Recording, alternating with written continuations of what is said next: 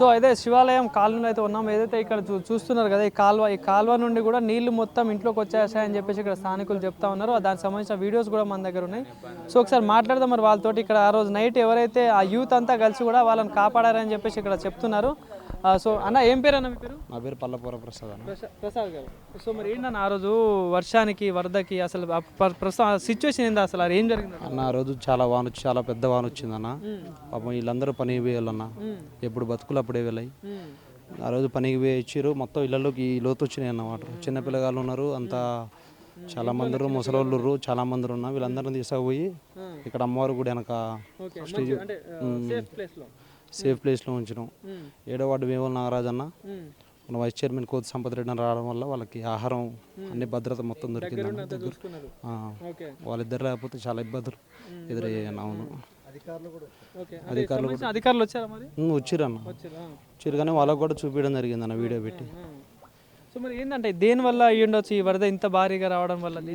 ఇదే అన్న, ఈ చెరువు కట్టడం వల్లనే నష్టపోతారు అన్న జనాలందరూ. అదేవిధంగా అప్పుడు ఈ జనాలందరూ కలిసి అప్పుడు ధర్నా కూడా చేసిర్రు అన్న. సార్ ఇది కట్టొద్దు సార్, ఇది కట్టడం వల్ల మాకు ఇది చాలా దెబ్బ పడుతుంది సార్, మా బజారు మొత్తం మురుగుతుంది సార్ అంటే, మేము ధర్నా చేస్తాం సార్ అని చెప్పినా కూడా, మీరు ఎన్ని రోజులు ధర్నా చేసినా ఆయన సైదిరెడ్డి గారి నిర్లక్ష్యం వలన ఇది జరిగిందన్న.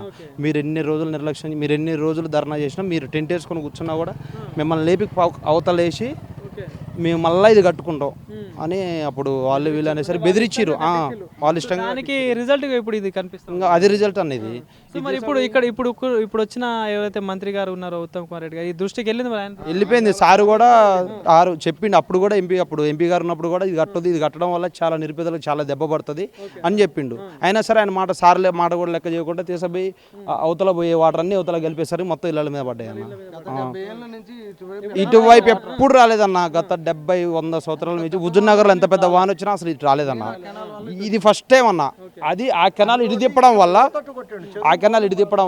ఇటు వచ్చినాయి వాటర్. అదే కెనాల్ అప్పుడు జనాలందరూ అవతల తీసుకుపోయి అటు సైడ్ పెట్టండి సార్ అంటే, మేము పెట్టాం, మా ఇష్టం ఇటే పెడతాం అని చెప్పారు. ఇంకా దానివల్ల చాలా ఇబ్బంది పడాల్సి వచ్చింది అన్న. మరి ఇంత భారీ నష్టం అయితే జరిగింది. మరి ప్రభుత్వం నుండి ఏదైనా సలహా అంటే ఆ సహాయం ఏదైనా అందిందా? మరి స్థానిక ఎమ్మెల్యే ఇప్పుడు మంత్రి గారు ఉన్నారు, సో మరి ఏమైనా సహాయం అందిందా? మన ఉత్తమ్ కుమార్ రెడ్డి గారు వచ్చిండన్న. ఉత్తమ్ కుమార్ రెడ్డి గారు వచ్చి ఎవరెవరికైతే ఇళ్లలోకి నీళ్లు పోయి ఆహారం బియ్యం అవి ఇవి ఎవరెవరి మునిగిపోయినాయో, ఎవరెవరైతే నష్టపోయారో వాళ్ళకి ఇంటికి 10,000 చొప్పున ఇస్తాను అన్న. అంతేగా. నెక్స్ట్ ఎవరెవరైతే గోడలు గులినాయో వాళ్ళకి నేను కట్టిస్తా అని మన ఉత్తమ్ కుమార్ రెడ్డి గారు అన్నారన్న. అంతేనా. ఆ రోజు నైటు ఇక్కడ నుంచి అక్కడ దాకా దగ్గర 200-300 మంది జనాలన్న, కుటుంబం మొత్తం 7వ వార్డు వేముల నాగరాజు అన్న లేకపోతే వాళ్ళందరూ మునగాల్సి వచ్చేది.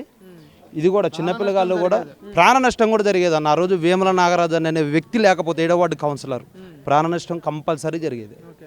ఆయన మొత్తం వదిలిపెట్టి తెల్లవారులు నిద్రపోలేదన్న. కోతి సంపత్ రెడ్డి అన్న కూడా తెల్లవారు నిద్రపోలే. 200 మిషన్స్ తీసుకొచ్చారు, అది కొట్టించారు, మొత్తం వాటర్ నడి పెట్టించారు.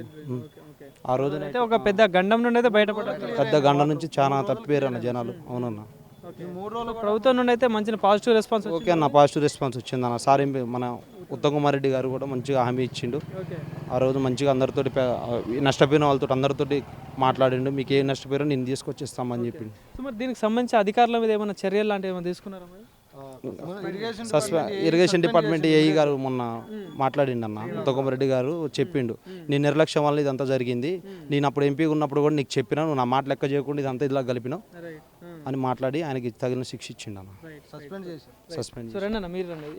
మీరు కూడా ఉన్నారు ఆ రోజు ఇక్కడ నైట్? ఓకే.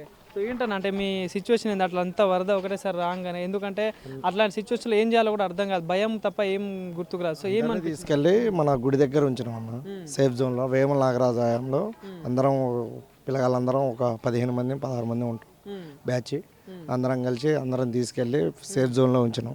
సేఫ్ జోన్లో ఉంచి వాళ్ళకి ఆహారం అన్నీ అప్పట్లప్పుడు వండించి ఇచ్చేసినాం. ఓకే. సో మరి ఏంటి, మరి ప్రభుత్వం నుండి ఏమైనా సహాయం అందిందా? ఎందుకంటే ఇప్పుడు మంత్రి గారు ఉన్నారు, మీ నియోజకవర్గానికి మంత్రి అయ్యింది, అదే ఇరిగేషన్ డిపార్ట్మెంట్కి మంత్రిగా ఉన్నారు. సో మరి ఎట్లాంటి మరమ్మతులు చేశారు? అసలు ఇమీడియట్లీ 200 మిషన్ తీసుకొచ్చి మొత్తం సేఫ్ జోన్లో కొట్టేసినాం. తీసుకొచ్చి మా నాగరాజు గారు, సంపత్ రెడ్డి గారు, పైన అధికారులు మొత్తం ఆ నైట్ మొత్తం వచ్చి ఆ వరదని క్లియర్ చేశారు. ఓకే.